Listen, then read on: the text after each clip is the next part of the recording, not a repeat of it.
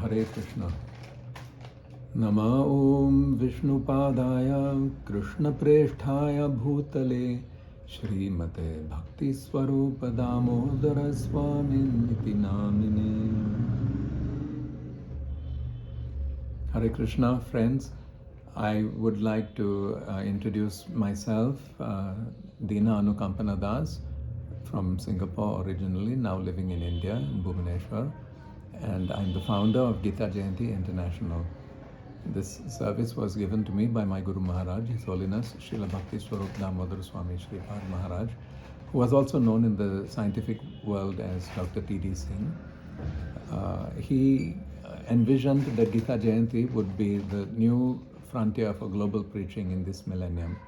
And it was more than 28 years ago that we first did the grand Gita Jayanti in Singapore, and we managed to get about 26 Hindu temples and organizations involved in jointly observing the birthday of the Bhagavad Gita, our universal mother.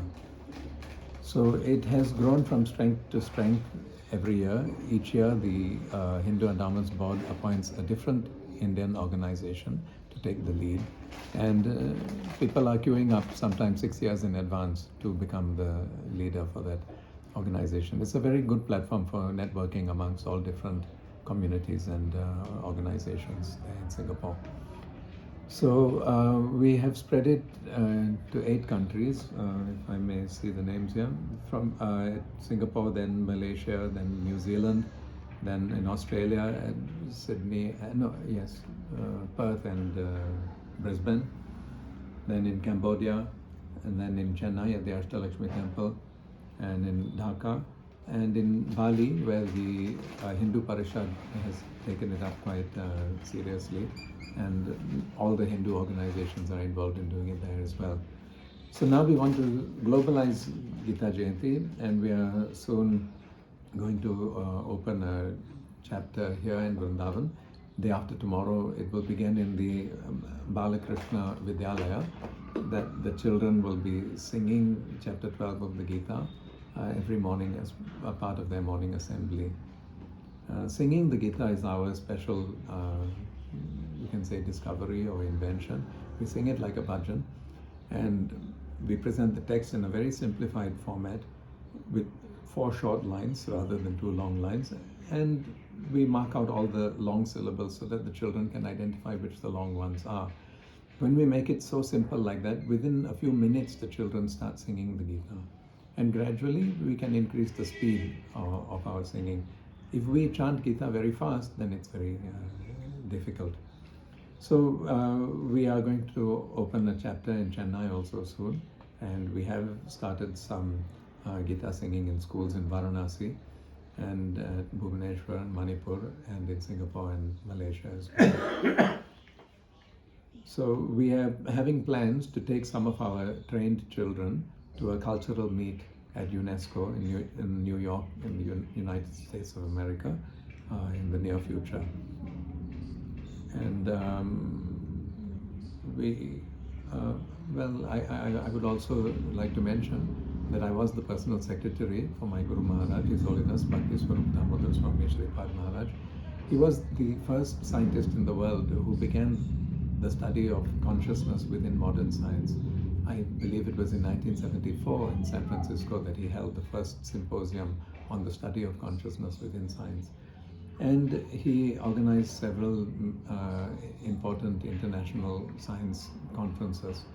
And I was serving him as his personal secretary in organizing the conference, the Second World Congress on the Synthesis of Science and Religion, that was held in January 1997 in Calcutta.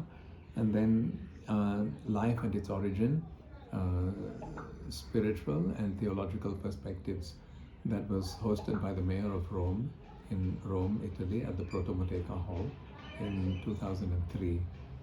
So several Nobel laureates in science had participated in those conferences, and Maharaj has published many books where he had interviewed several Nobel laureates in science, and I have helped to edit those books.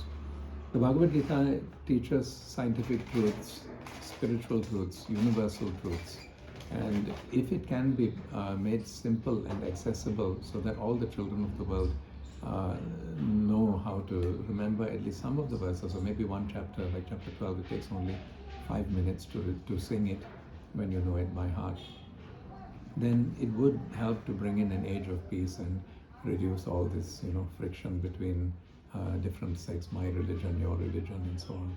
Bhagavad Gita talks about eternal truths in our relationship with God.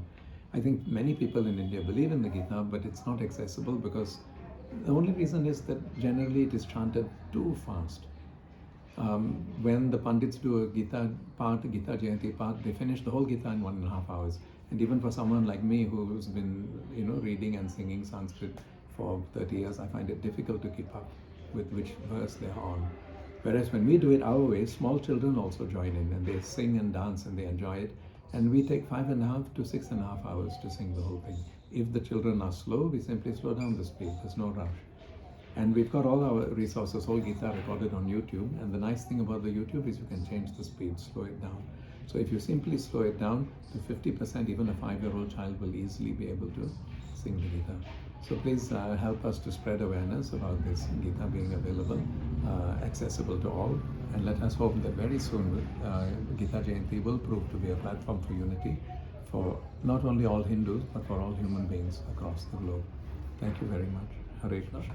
I would also like to add that we are doing all of this free of cost. We have made the Gita verses available online in 35 different world languages, all the major Indian languages in a simplified format, and including even Japanese, Korean, and many other languages. And if anyone would like to sponsor this noble work and help us to spread the message of Gita's peace and goodwill all over the world, it would be most welcome. Our YouTube channel is @Gita Jayanti International, and our Facebook page is facebook.com/Gita Jayanti International. Thank you very much. Gita Mata Ki Jai.